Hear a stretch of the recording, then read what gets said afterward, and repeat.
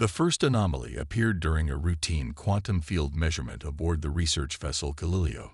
Dr. Sarah Chen stared at her instruments in disbelief, recalibrated them twice, then called her colleague over with a steady voice that belied her racing heart. The readings shouldn't have been possible. A perfectly uniform distortion in space-time extending in all directions around Earth's solar system. "James, look at this." She pointed to the oscillating patterns on her holographic display. "Tell me I'm not going crazy." Dr. James Rodriguez leaned forward, his weathered face illuminated by the soft blue glow of the screen. The veteran physicist's eyes widened as he processed the data. "This is impossible. It's like looking at a soap bubble from the inside." They were 3 months into their mission to test new quantum sensing equipment at the edge of the solar system, far beyond Pluto's orbit. The Galileo was humanity's most advanced research vessel, equipped with experimental technology that pushed the boundaries of human understanding. But nothing had prepared them for this discovery. 48 hours later, the Galileo's mess hall had been converted into an impromptu conference room. The ship's entire scientific staff of 15 crowded around tables covered in tablets and holographic projections. The excitement was palpable as Sarah presented her findings. The barrier, and yes, we're now certain it is a barrier, appears to be approximately 1 light-year in diameter, perfectly centered on our sun. She gestured at a 3-dimensional model rotating above the table. It's composed of some form of energy we've never encountered before, maintaining a constant state of quantum flux that makes it virtually undetectable to conventional sensors. "How did we miss this?" Captain Michael Hayes asked, his dark eyes fixed on the display. "We've been sending probes and signals into deep space for decades." "Because it wasn't designed to keep us in," James replied, stepping forward. "It was designed to keep others out, or more accurately, to keep us contained without our knowledge. The barrier is permeable to radio waves, light, and most forms of matter. But it creates subtle quantum distortions that would make faster-than-light travel impossible for any ship trying to cross it." The implications slowly sank in. Humanity wasn't alone in the universe. More than that, they were being watched, contained, studied like specimens in a cosmic terrarium. Thousands of light-years away, in a structure that defied human comprehension, the Nexus Concordat was holding its millennial review of developing species. The chamber was filled with representatives from dozens of ancient civilizations, their forms as varied as the stars themselves. Some appeared as shimmering fields of energy, others as crystalline structures or beings of pure thought. High Arbiter Xental, a being of swirling iridescent gases contained within an ornate metallic frame, addressed the assembly. "We come to the matter of species 7249, designation human. The containment field has functioned as intended for the past 3 centuries, preventing their expansion beyond their solar system while allowing for normal development and observation. Observer First Illyria, a towering figure of living crystal, projected a series of images into the center of the chamber. Cities, spacecraft, weapons, art, music, a kaleidoscope of human achievement and failure. The species continues to display concerning levels of volatility. Their technological progress remains erratic but accelerating. They have developed nuclear weapons, achieved limited space travel, and show signs of approaching quantum understanding. Their pattern matches that of the destroyer races," another member intoned, their voice resonating directly in the minds of the assembly. "Aggressive expansion, resource consumption, constant conflict. The containment protocol must be maintained." What none of them knew was that at that very moment, their carefully maintained illusion was beginning to crack. Back on Earth, Sarah's discovery had sent shockwaves through the scientific community. The world's leading physicists, engineers, and mathematicians worked around the clock to understand the barrier's nature. Government leaders met in emergency sessions, military commanders reviewed contingency plans, and the public alternated between panic and denial. In a secured facility beneath the Rocky Mountains, Dr. Elena Santos led a team analyzing data from the Galileo. The Brazilian physicist had spent her career studying quantum mechanics, and what she saw in the readings filled her with equal parts dread and excitement. The barrier isn't just advanced technology, she explained to the gathered military and civilian leaders. It's a fundamental manipulation of reality itself. Whoever built it has an understanding of physics that makes our best theories look like child's play. Can we break it? General Laura Thompson asked, voicing the question on everyone's mind. Alina's dark eyes sparkled. Better. We can understand it. The barrier may be incredibly advanced, but it follows rules. Rules we can learn. And whoever built it made one crucial mistake. They designed it to be invisible, not impenetrable. They were so focused on keeping us ignorant that they never considered what would happen if we actually discovered it. In orbit above Earth, the first of a new network of quantum sensors came online, mapping the barrier in unprecedented detail. Each new piece of data revealed more about its structure, its weaknesses, and the beings who had placed humanity in this cosmic cage. The Concordat had believed they were being merciful, containing humanity for their own good and the safety of the galaxy. They had watched Earth's civilizations rise and fall, studied their wars and their triumphs, and judged them too volatile for contact with the greater galactic community. But they had failed to understand a fundamental truth about the beings they sought to contain. Humans had spent their entire existence pushing against boundaries, questioning limits, and refusing to accept constraints. The barrier wasn't just a cage. It was a challenge, and humanity had never met a challenge they weren't willing to face. As Sarah Chen stared out the viewport of the Galileo at the seemingly empty space around her ship, she felt a smile tugging at her lips. The universe had just become much larger and much smaller at the same time. Humanity had discovered their prison, but in doing so, they had also discovered something far more important. They weren't alone, they weren't free, and they weren't going to accept either of those conditions. The game was about to change, and their silent watchers had no idea what they had awakened. 6 months after the Galileo's discovery, the landscape of human civilization had transformed. Ancient rivalries and political divisions melted away in the face of a truth too massive to ignore. Humanity was caged, studied, and judged unworthy of freedom among the stars. The response was characteristically human. They decided to prove their watchers wrong. The Global Science Initiative, headquartered in Geneva, had become the heart of humanity's response. The sprawling complex hummed with activity day and night, as the brightest minds from every nation worked together with a single purpose. Dr. Elena Santos stood before a holographic representation of their latest breakthrough, her eyes bright with exhaustion and excitement. The barrier operates on 13 distinct quantum frequencies, she explained to the assembled team. Each frequency creates a different layer of space-time distortion, making faster-than-light travel impossible. But there's a pattern to these frequencies, a mathematical rhythm we can predict and, potentially, disrupt. Dr. Yuki Tanaka, a quantum engineer from Japan, manipulated the hologram with practiced gestures. We've successfully replicated small-scale versions of the barrier technology in our labs. It's like learning a new language, the language of whoever built this cage around us. The project they called Quantum Mirror had progressed faster than anyone had dared hope. Humanity's greatest advantage wasn't just their technology or their determination. It was their ability to adapt, to take the impossible and make it routine. In orbit, the International Space Station had evolved into a massive construction facility.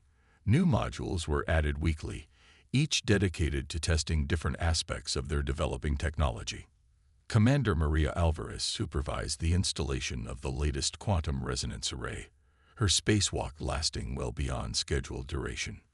"Control, this is Alvarez," she reported, her voice tight with controlled excitement. HFY is online and preliminary readings match our predictions perfectly. We're ready to begin full-spectrum analysis. Down on Earth, in secure facilities across the globe, production had already begun. Factories that once built satellites and spacecraft were retooled to create technology that would have seemed like magic just months before. The quantum barrier had given humanity a glimpse of what was possible, and they were quick learners. But not everyone agreed with the direct approach. In a classified meeting room deep beneath London, Intelligence Director Marcus Chen presented an alternative strategy to an international security council. "We know they're watching us," he said, his voice steady. "The barrier isn't just containment, it's surveillance. Every test we conduct, every breakthrough we achieve, they can see. So let's give them something to watch." The plan was audacious, a massive public program to develop conventional space travel technology, drawing attention away from the real work being done in secret facilities around the world, while the watchers focused on humanity's apparent struggle with basic interplanetary travel. The quantum tunneling technology would be developed in shadow. Dr. Sarah Chen, now heading the theoretical physics division of the initiative, supported this approach. "The Concordat has watched us for centuries," she argued. "They think they know us, understand us. Their greatest weakness is their own arrogance. They believe they can predict our actions." The deception worked better than anyone had hoped. The Concordat's observers dutifully reported on humanity's apparent frustration with the limitations of conventional physics, never suspecting that each failed experiment was carefully choreographed. In the Concordat's Great Chamber, Observer First Eularia presented their latest analysis. The humans continue to attempt faster-than-light travel using primitive methods. Their latest tests show no significant progress toward breaking the containment barrier. They remain safely contained within acceptable parameters. High Arbiter Central's gaseous form swirled with satisfaction. Their persistence is admirable, but ultimately futile. The barrier has contained far more advanced species. Continue standard observation protocols. But humanity's greatest strength had always been their ability to work together in the face of adversity. In hidden laboratories, quantum physicists worked alongside engineers and mathematicians. Traditional boundaries between disciplines dissolved as everyone contributed their unique perspectives to the problem. The breakthrough came from an unexpected source. Dr. James Rodriguez, still aboard the Galileo, which continued its mission of mapping the barrier, noticed something peculiar in the quantum fluctuations. The barrier wasn't uniform. It had microscopic imperfections, tiny flaws in its otherwise perfect structure. "It's like a crystal," he explained over a secured quantum channel. "No matter how perfect it appears, there are always defects in the lattice. These imperfections, they're not random. They form a pattern, a rhythm we can exploit." Elena Santos and her team worked for 72 hours straight, fueled by caffeine and the thrill of imminent breakthrough. The quantum tunneling device they had developed wasn't working because they were trying to break through the barrier. The solution wasn't to fight against the quantum frequencies. It was to dance with them. "We don't need to break the barrier," Elena announced to the project leaders. "We need to become part of its quantum state, match its rhythm perfectly, and then shift just slightly out of phase, like stepping through a mirror." The first test was conducted in complete secrecy. A small probe, equipped with the new quantum phase technology, was launched from the dark side of the moon. As the world held its breath, the probe approached the barrier. In the control room, Elena clutched her tablet so tightly her knuckles turned white. The probe's quantum signature aligned with the barrier's frequencies, matched its rhythm, and then it passed through, seamlessly and completely, emerging on the other side of humanity's prison. The cheers that erupted in control centers around the world were carefully contained, maintained behind secure walls and classified protocols. On the surface, humanity continued its apparent struggle with conventional space travel. But underneath, a revolution was brewing. They had broken their chains, but the Concordat didn't know it yet. That revelation would come, but not until humanity was ready to show their watchers exactly what they had contained, and exactly what that containment had cost them. The Markarian trading station hung like a jeweled spider's web in the space between stars, its crystalline structure reflecting the light of distant suns. It was neutral territory, one of the few places where species from across the galaxy could meet without the direct oversight of the Concordat.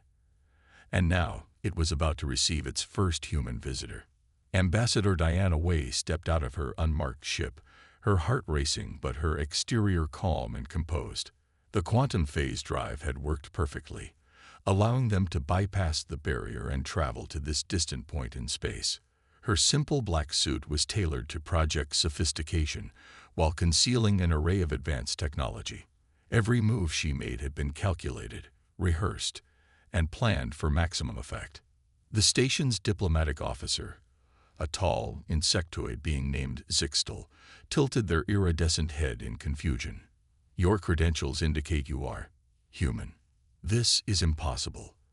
Your species is pre-contact." Diana smiled, the expression carefully neutral. "Clearly, there has been some misunderstanding about humanity's status.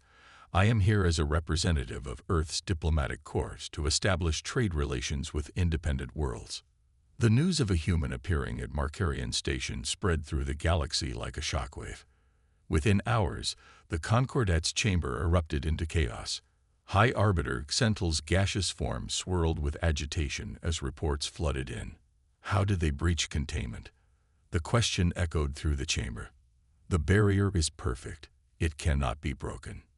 Observer First Illyria's crystalline form pulsed with disturbing frequencies. "The humans have achieved something we thought impossible. They have not only discovered the barrier but found a way to bypass it entirely." But humanity's true masterpiece was just beginning to unfold.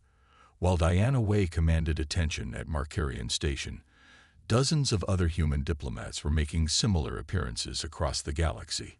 Each carried carefully selected information about Earth's technological achievements, their cultural development, and most importantly, evidence of the Concordat's containment program. In a private meeting chamber, Diana sat across from Corel, a representative of the Syrax, a species known for their resistance to Concordat influence. "We know we're not the only ones," she said softly, placing a data crystal on the table. "The Concordat has been containing species they deem unworthy for millennia. We found references to the Syrax and their barrier technology." Corel's bioluminescent patterns shifted in what Diana had learned to recognize as shock. "They told us we were alone, that our isolation was natural, a quirk of spatial dynamics." "They told us nothing at all," Diana replied. "They simply built a cage and watched us through its bars." "But cages can be opened, Corel.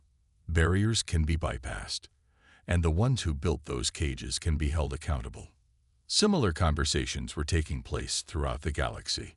Humanity had spent months identifying other contained species, analyzing the Concordat's power structure, and finding its pressure points. They didn't just want to break free. They wanted to ensure no other species would ever be caged again. The Concordat's carefully maintained order began to crack. Species that had been isolated for generations discovered they weren't alone. Trade routes that had been subtly manipulated to avoid dangerous regions were redrawn.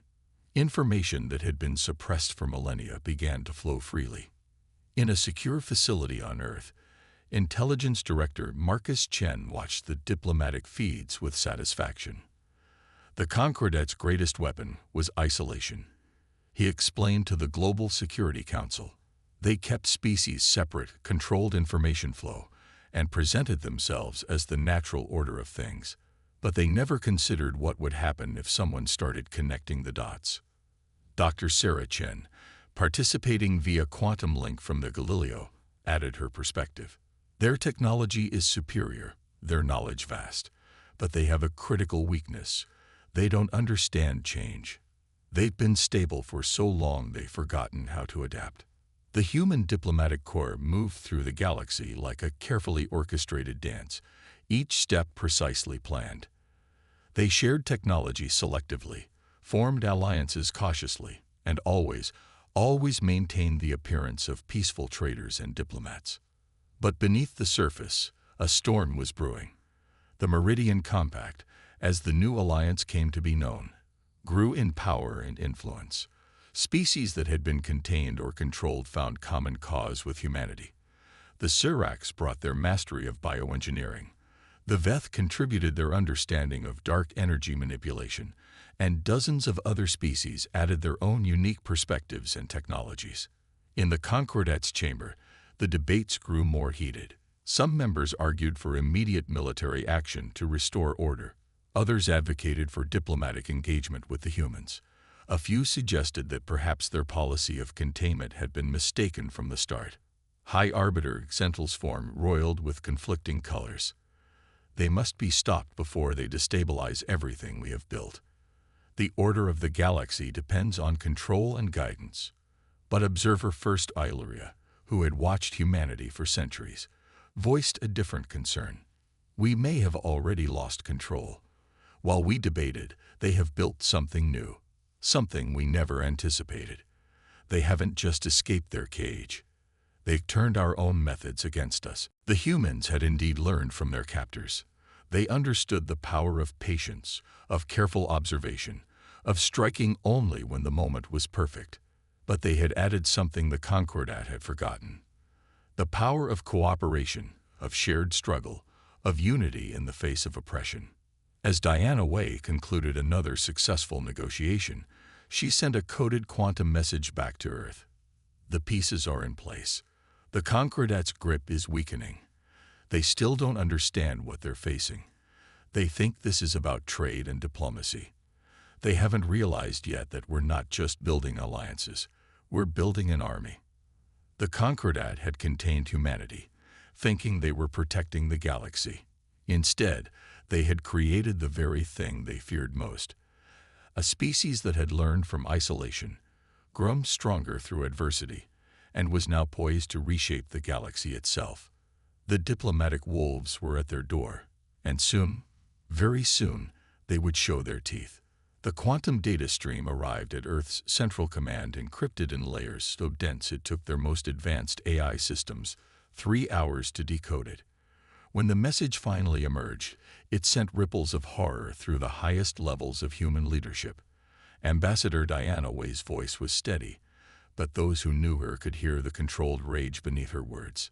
The containment protocol isn't just about control. It's about extinction. I've confirmed that the Concordat has been systematically eliminating species they deem too dangerous for rehabilitation. They call it sterilization. The Nexus barrier technology isn't just meant to contain. It can be inverted to create a quantum cascade that would wipe out all life within its sphere. In the secure command center beneath Geneva, military and civilian leaders from Earth's unified government gathered in emergency session. The holographic displays showed the evidence Diana had risked everything to obtain. Records of entire civilizations erased, worlds sterilized, species deemed too volatile simply removed from existence. Intelligence Director Marcus Chen's face was ash-gray as he presented the analysis. The Concordat has used this protocol 17 times in the last millennium alone. They're not preserving order. They're gardening the galaxy, pruning away anything they consider a threat to their perfect stability. Dr. Elena Santos, her quantum research team working frantically in the background, delivered the final blow. According to these specifications, our containment barrier could be converted to extinction mode with a single command sequence. They've had the power to destroy Earth at any moment. The revelation transformed humanity's careful plans into a desperate race against time. They weren't just fighting for freedom anymore. They were fighting for survival. But humanity had learned well from their time under observation. They had learned patience, strategy, and above all, the power of turning an enemy's strength into a weakness. Operation Windfall was born in the next 72 hours. It was audacious, dangerous, and precisely the kind of plan the Concordat would never expect, because it required something they had long since abandoned: the ability to trust in allies. The Meridian Compact's members threw themselves into the plan with desperate energy. The Seracs provided their bioengineered quantum computers, capable of processing calculations that would melt conventional systems. The Veth contributed their dark energy manipulation technology, essential for what would come next. Dozens of other species, each bearing their own scars from Concordat control, added their unique capabilities to the effort. Dr. Sarah Chen, coordinating from the Galileo, worked with teams across the galaxy to modify the quantum phase technology. We're not trying to break their barriers anymore, she explained to the coalition's scientists. We're going to turn their entire network against them. Every containment field they've ever created will become part of our weapon. The first strike came without warning. A Concordat monitoring station in the Carina sector simply vanished, encased in a quantum barrier of human design. Before the Concordat could react, 3 more stations disappeared. The pattern of attacks seemed random, chaotic, exactly as planned. In the Concordat's chamber, panic erupted. High Arbiter Xental's gaseous form churned with distress as reports flooded in. Impossible. They cannot have mastered barrier technology so quickly. They cannot. Observer First Illyria's crystalline form pulsed with urgent frequencies. They're not just using our technology. They're improving it. Each barrier they create is more sophisticated than the last. They're learning, adapting in real time. But the attacks were only a distraction. While the Concordats scrambled to protect their installations, the real operation was unfolding in quantum space. Dr. Elena Santos and her team had discovered something extraordinary about the barrier network. It was all connected, each field resonating with the others in a vast quantum web. The Concordat built their cage too well, Elena explained to the Coalition Command.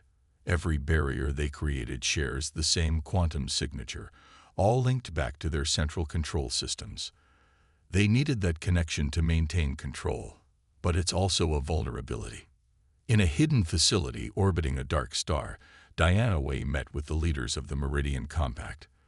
The chamber was filled with representatives of species that had suffered under Concordat rule, each bringing their own knowledge of the oppressor's weaknesses. We've mapped their entire network, Diana announced, activating a holographic display that filled the chamber. Every containment barrier, every monitoring station, every quantum link they've ever created. They thought they were building a perfect system of control. Instead, they built the infrastructure of their own downfall. The plan was unprecedented in its scope. Using the combined knowledge and technology of dozens of species, they would trigger a cascading quantum resonance through the entire barrier network. But instead of using it for extinction, they would use it to do something the Concordat had never imagined. They would free everyone at once. The human quantum phase drive had been modified and replicated, distributed to ships throughout the Meridian Compact.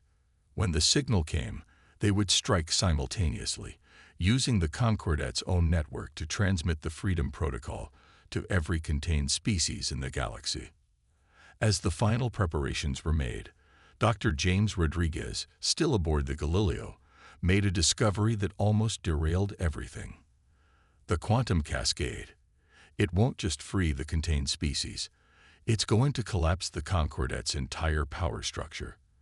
Their technology, their stations, their very means of maintaining order. It will all fail. Good, Diana replied, her voice hard. They wanted to play gods, deciding which species deserve to exist. Let them learn what it means to be mortal again. The pieces were in place. Humanity had taken the Concordat's greatest weapon, their ability to contain and control, and transformed it into a tool of liberation. They had learned from their cage, studied their jailers, and prepared to turn the entire system on its head. As the coalition ships moved into position, Diana sent one final message to Earth. The Concordat thought they could study us like specimens in a jar. They never realized they were teaching us exactly how to defeat them. Humanity's greatest strength isn't our technology or our determination. It's our ability to learn from those who try to control us, and then show them exactly why that was a mistake. The galaxy held its breath, unaware that in the next few hours, everything would change. The Concordat's age of absolute control was about to end, and a new era of freedom was about to begin. Humanity had not just escaped their cage, they had learned to master it, and now they would use it to free everyone else. The moment of truth arrived with the silence of quantum mechanics, invisible, inevitable, and absolute. Across the galaxy, Ships of the Meridian Compact held position near key points in the Concordat's barrier network. Each vessel carried a modified quantum phase drive, ready to transmit the cascade that would change everything. In the Concordat's Grand Chamber, High Arbiter Xental was holding an emergency session when their worst fears materialized. Observer First Illyria burst into the chamber, their crystalline form pulsing with frequencies of pure terror. The humans. They're everywhere. They've synchronized their quantum drives with our barrier network. They're going to. The warning came too late. Dr. Elena Santos, standing in Earth's command center, gave the order that would reshape the galaxy. Execute Operation Windfall. Her voice was steady, carrying the weight of countless hours of preparation and the hopes of dozens of species. The quantum cascade began. Like dominoes falling in dimensions beyond human perception, the barrier network lit up. Each containment field, each monitoring station, each piece of Concordat control technology became part of a vast web of liberation. The very mechanisms designed to cage and control species now served to break those chains. Ambassador Diana Way, watching from the bridge of her ship, saw the cascade spread across her tactical display. The Concordat thought they could play gods. She transmitted to the Coalition fleet. Let's show them what happens when their specimens break free. The effect was beyond even their most optimistic predictions. Containment barriers collapsed across the galaxy, not in chaos, but in a carefully orchestrated pattern. The quantum phase technology didn't just disrupt the fields, it rewrote them, using the Concordat's own power to free every contained species simultaneously. In the Concordat chamber, panic turned to chaos. High Arbiter Xental's gaseous form dispersed and reformed rapidly in distress as their perfect system of control unraveled. Stop them. Activate the extinction protocols. But they had lost that power. The humans hadn't just learned to bypass their barriers, they had learned to understand them completely, to master the very fundamentals of the technology. Every attempt to reassert control only fed more power into the liberation cascade. Dr. Sarah Chen, monitoring the quantum readings from the Galileo, watched in awe as the cascade reached critical mass. It's working better than we projected. The network isn't just collapsing. It's reorganizing itself. The barriers aren't disappearing. They're transforming. She was right. The quantum fields that had once served as prisons were being rewritten into bridges, creating new connections between formerly isolated species. The humans hadn't just destroyed the Concordat system of control, they had repurposed it into something entirely new. The Meridian Compact ships moved in perfect coordination, securing key Concordat facilities as their power failed. There was surprisingly little resistance. Most of the Concordat's member species, seeing their system of control exposed and dismantled, chose to stand down rather than fight for a dying order. In the chaos of transformation, humanity revealed their final surprise. Dr. James Rodriguez, working with the combined scientific knowledge of the Coalition, had developed something unprecedented: a quantum democracy protocol. The same network that had once enforced isolation could now enable instant communication and cooperation between all species. "We're not here to replace one form of control with another," Diana announced on all frequencies as the dust settled. "We're here to ensure that no species will ever be caged again. The network that once contained us will now connect us all as equals." High Arbiter Xental, watching their millennia of control crumble, finally understood their greatest mistake. "We thought we were protecting the galaxy from chaos," they transmitted as their chamber systems failed. "We never realized we were preventing it from growing." The aftermath brought changes no one had fully anticipated. Formerly contained species emerged into the galactic community, bringing with them new ideas, technologies, and perspectives. The quantum network, repurposed for communication and cooperation, became the foundation of a new galactic society. Dr. Elena Santos, standing before the First Congress of Freed Species, summarized the lesson that would shape the galaxy's future. The Concordat's fundamental error wasn't just their arrogance, it was their fear of change, their belief that progress had to be controlled. They forgot that the most beautiful gardens aren't the ones most carefully pruned, but the ones allowed to grow wild and free. On Earth, crowds gathered in cities worldwide to watch the first transmissions from newly contacted species. The fear that had gripped humanity upon discovering their cage had transformed into hope and excitement for a future they would help shape. Intelligence Director Marcus Chen, watching the celebrations from his office, allowed himself a rare smile. They thought they could study us like specimens in a lab. Instead, we learned from them, adapted their technology, and turned it into something they never imagined possible. The Galileo, mankind's first ship to detect the barrier, now served as a symbol of transformation. Dr. Sarah Chen and her team used it as a mobile research station, helping formerly contained species adapt to their new freedom while studying the transformed quantum network. Diana Wei's final report to Earth's leadership was brief but profound. The Concordat believed that order could only come through control. We proved that true stability comes from freedom, cooperation, and mutual respect. They tried to contain us, to study us, to judge us. And in doing so, they taught us exactly how to surpass them.